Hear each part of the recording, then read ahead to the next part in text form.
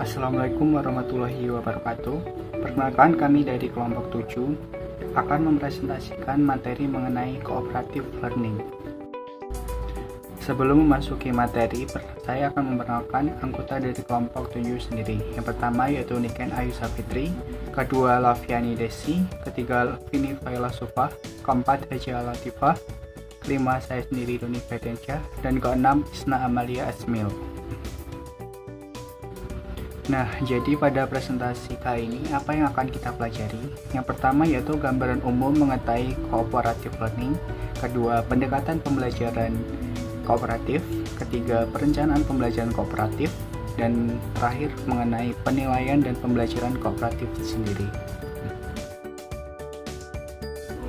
Yang pertama adalah gambaran umum mengenai pembelajaran kooperatif. Jadi apa yang dimaksud dengan pembelajaran kooperatif itu? Pembelajaran kooperatif merupakan salah satu model atau strategi pengajaran yang bercirikan struktur tugas, tujuan, dan penghargaan kooperatif, dan menuntut siswa untuk terlibat secara aktif dalam pembelajaran. Kemudian, teori pembelajaran kooperatif menegaskan bahwa siswa belajar paling baik ketika mereka bekerja sama, ketika mereka mendorong dan mengajari satu sama lain, dan ketika mereka dipegang secara individu, kemudian dapat bertanggung jawab atas pekerjaan mereka. Nah, perlu kita ketahui, agar pembelajaran kooperatif ini dapat berjalan secara lancar dan efisien, diperlukan peran guru yang begitu besar. Di antaranya yaitu guru sebagai fasilitator, kemudian guru sebagai pelatih, dan guru sebagai pembimbing. Yang pertama, peran guru sebagai fasilitator.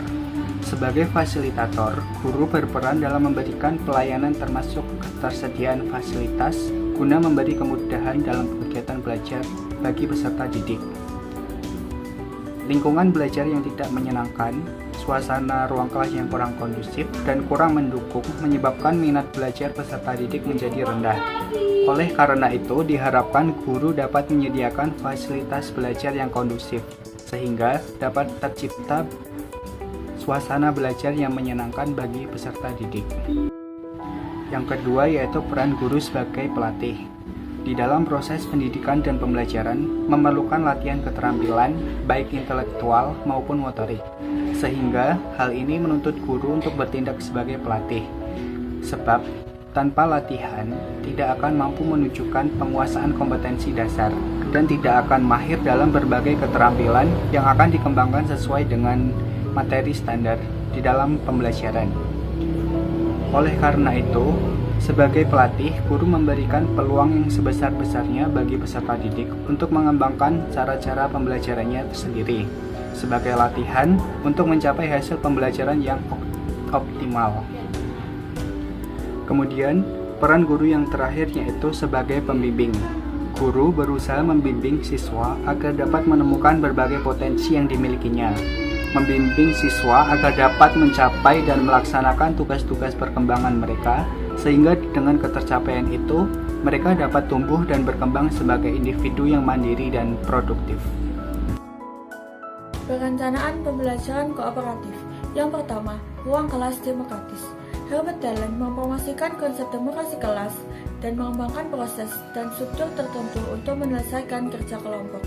Yang kedua, penerimaan dan toleransi perbedaan. Belajar kooperatif dapat mengarah pada pembelajaran yang lebih baik dan lebih positif. Memperhatikan siswa berkebutuhan khusus yang termasuk dalam kelas reguler dan lebih menerima perilaku kooperatif siswa dari ras yang berbeda dan kelompok etnis.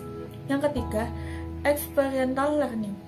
Vygotsky menekankan pentingnya aspek sosial pembelajaran situasi dan percaya bahwa interaksi sosial membantu menyalakan konstruksi ide-ide baru dan peningkatan intelektual dan perkembangan sosial. Yang keempat, memilih pendekatan pembelajaran kooperatif. Memutuskan memilih pendekatan dari beberapa pendekatan pembelajaran kooperatif untuk digunakan. Yang kelima, memilih tujuan dan konten pembelajaran.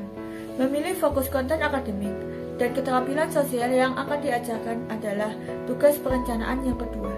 Yang keenam, mengelompokkan siswa. Dalam pembelajaran kooperatif, siswa bekerja dalam kelompok dan keanggotaan kelompok tersebut perlu ditentukan.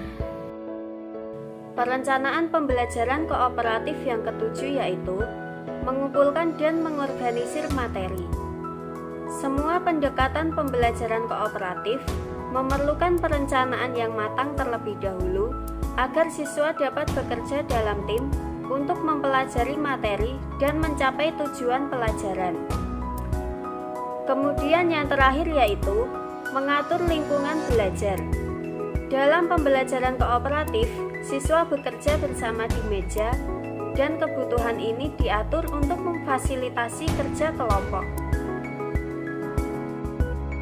Pendekatan pembelajaran kooperatif.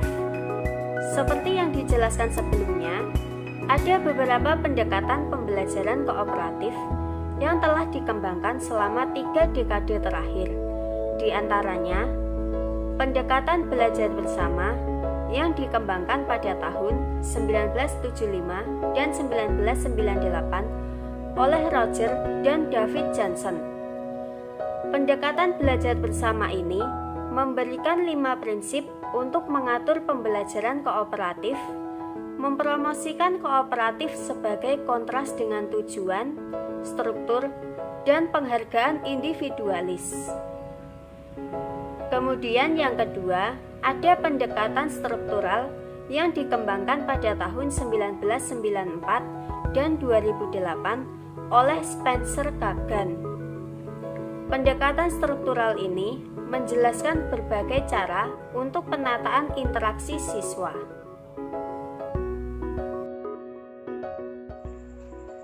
Selanjutnya, pendekatan pembelajaran kooperatif yang ketiga yaitu ada Elliott Aronson. Nama pendekatannya yaitu Jigsaw yang dikembangkan pada tahun 1977-1978. Nah, Elliott Aronson ini membagi topik keseluruhan menjadi subtopik sehingga anggota tim dapat menjadi ahli pada aspek tertentu dari topik dan kemudian mengajarkan bagian mereka kepada anggota kelompok lainnya. Selanjutnya yaitu ada Shlomo Sharon. Nama pendekatannya yaitu investigasi kelompok yang dikembangkan pada tahun 1990-1992. Nah, Shlomo Sharon ini menguraikan fase-fase untuk memimpin kelompok siswa dalam investigasi berskala besar. Nah, yang terakhir yaitu ada Robert Stamfin yang nama pendekatannya disebut dengan divisi prestasi tim mahasiswa yang dikembangkan pada tahun 1994-1995. Nah, Robert Stamfin ini pendekatan belajarannya berupa tim belajar bersama dan mengerjakan kuis mingguan. Mereka saling bersaing dengan tim lain untuk mendapatkan poin. Penilaian dan pembelajaran kooperatif. Yang pertama, skor peningkatan pembelajaran. Yang kedua, menilai kerjasama. Yang ketiga, skor dan pengakuan individu versus tim. Yang pertama, skor peningkatan pembelajaran. Aronson GDJ berorientasi pada kerjasama untuk berbagi beban kerja dan mempertimbangkan perspektif alternatif. Johnson berorientasi pada kooperatif untuk mempromosikan dukungan untuk belajar dan mengembangkan keterampilan sosial serta kerja tim. Grup Sharon berorientasi pada kooperatif penyelidikan untuk melibatkan siswa dalam penyelidikan dan mengembangkan keterampilan kerja tim. Stats-Levin berorientasi pada kooperatif kompetitif untuk menyusun dukungan melalui kompetisi dan fokus pada peningkatan bertahap serta kerja tim. Yang terakhir adalah Kagan berorientasi pada kerjasama untuk melibatkan siswa secara aktif dan mengembangkan keterampilan sosial serta kerja tim. Menilai kerjasama. Menilai kerja tim dan kerjasama ketika menggunakan strategi pembelajaran kooperatif, siswa dapat menyelesaikan penilaian diri untuk menilai keberhasilan individu dan kolektif mereka dengan menggunakan keterampilan kerjasama dan kerja tim. Skor dan pengakuan individu versus tim. Menilai pekerjaan individu dan tim adalah penting ketika menggunakan pembelajaran kooperatif. Sementara individu pada akhirnya dimintai pertanggungjawaban, kerja kelompok juga harus diakui dan dihargai. Skor tim atau imbalan digunakan untuk mengenali kelompok skor peningkatan. Materi IPS yang dapat disampaikan dengan model pembelajaran kooperatif. Yang pertama, kegiatan ekonomi dan jenis pekerjaan. Yang kedua, memahami lingkungan dan melaksanakan kerjasama di sekitar rumah dan sekolah. Yang ketiga, memahami sejarah, kenampakan alam, dan keragaman suku bangsa di lingkungan kabupaten atau kota dan provinsi. Yang keempat, interaksi manusia dengan lingkungan.